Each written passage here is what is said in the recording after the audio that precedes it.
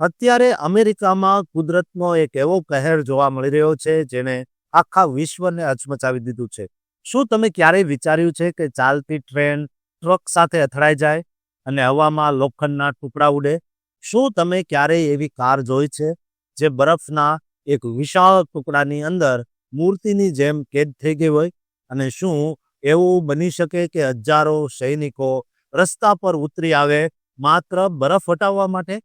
જાન્યુઆરી 2026નો આ bomb cyclone કોઈ Hollywood ફિલ્મની વાર્તા નથી, પણ એક ભયાનક સત્ય છે જેમાં સૌથી વધુ લોકોએ જીવ ગુમાવ્યા છે અને લાખો લોકો અંધારામાં જીવી રહ્યા છે.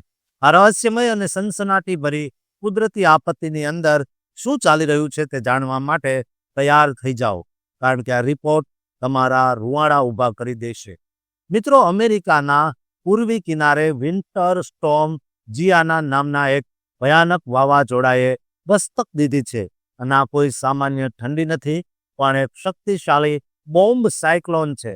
30 અને 31 જાન્યુઆરી 2026ના રોજ આ તોફાને રૌદ્ર સ્વરૂપ ધારણ કર્યું, જેના કારણે કેરોલિનાથી લઈને ઉત્તર સુધી બરફની ચાદર પથરાઈ ગઈ અને તાપમાન શૂન્યથી પણ ઘણું નીચે જતું રહ્યું. ફિલાડેલ્ફિયાના ફિશટાઉન વિસ્તારમાં એક એવી અજીબ ઘટના બની જેણે સોશિયલ મીડિયા પર ધૂમ મચાવી દીધી છે. ત્યાં રહેતી ટિયાના ગ્રેહામની હોન્ડા સિવિક કાર રાતોરાત બરફના એક નક્કર બ્લોકમાં ફેરવાઈ ગઈ હતી. ખરેખર તો કારની બાજુમાં એક પાણીની પાઇપલાઇન ફાટી ગઈ હતી અને કડકડતી ઠંડીના કારણે તે પાણી તરત જ જામી ગયું અને આખી કાર બરફની અંદર કેદ થઈ ગઈ. લોકો તેને કુદરતની કળા માનીને જોવા ઉમટી પડ્યા. પરંતુ આ તોફાન માત્ર મનોરંજન નથી, પણ મોટી મુસીબત લઈને આવ્યું છે. ખાસ કરીને નોર્થ કેરોલિનામાં, જ્યાં 14.5 ઇંચ જેટલો ભારે બરફ પડ્યો છે. ઓછી વિઝિબિલિટી એટલે કે ધુમ્મસ અને બરફના કારણે ત્યાં 750થી વધુ અકસ્માત નોંધાયા છે.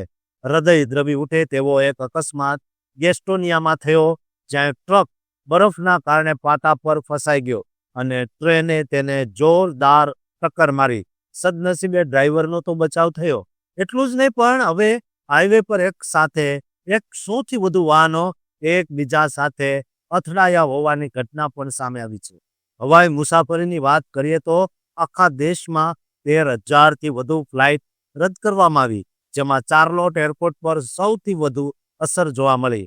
ટેનેસી અને મિસિસિપી જેવા રાજ્યોમાં તો સ્થિતિ વધુ ગંભીર બની છે, કારણ કે ત્યાં અંદાજે 1,97,000 ઘરમાં વીજળી ગુલ થઈ ગઈ છે. નેશવિલ જેવા શહેરોમાં લોકો કડકડતી ઠંડીમાં વીજળી વગર રહેવા મજબૂર બન્યા છે. આ આફતનો સામનો કરવા માટે અમેરિકાની સરકારે નેશનલ ગાર્ડના 5400થી વધુ જવાનોને 14 રાજ્યોમાં તૈનાત કર્યા છે. આ જવાનો રસ્તા પરથી બરફ અને કાટમાળ હટાવવાનું, ફસાયેલા લોકોને બચાવવાનું અને લોકોને ગરમાળો મળી રહે તેવા કેન્દ્રો સુધી પહોંચાડવાનું કામ કરી રહ્યા છે. ન્યૂયોર્ક અને વોશિંગ્ટન ડીસીમાં પણ સૈનિકો રસ્તા પર ફસાયેલા વાહનોને ધક્કો મારીને બહાર કાઢી રહ્યા છે. આશ્ચર્યની વાત તો એ છે કે ફ્લોરિડા જેવા ગરમ રાજ્યમાં પણ હિમવર્ષાના અણસાર જોવા મળ્યા છે અને ત્યાં પણ ઇમરજન્સીની તૈયારીઓ કરી લેવામાં આવી છે. આ વાવાઝોડાએ 14 કરોડથી વધુ લોકોને પ્રભાવિત કર્યા છે અને ઠંડી તેમજ ઝેરી ગેસના કારણે અનેક લોકોના મોત થયા છે. અમેરિકામાં વસતા આપણા ગુજરાતી ભાઈ બહેનો પણ આ કુદરતી કહેરનો સામનો કરી રહ્યા છે. સ્થિતિ હજુ પણ નાજુક છે. બજેટ હોય કે કુદરતી આફત, ગુજરાતીઓ હંમેશા મક્કમતાથી લડે છે. પરંતુ આ વખતે કુદરતનો મિજાજ કંઈક અલગ જ છે. વધુ વિગતો માટે આપણી આ ચેનલને સબસ્ક્રાઇબ કરી દેજો અને તમારું આ વાવાઝોડાના કારણે કઈ મંતવ્ય હોય અથવા કોઈ તમારી સાથે એવી ઘટના બની હોય તો અત્યારે કોમેન્ટ બોક્સમાં જરૂર લખજો.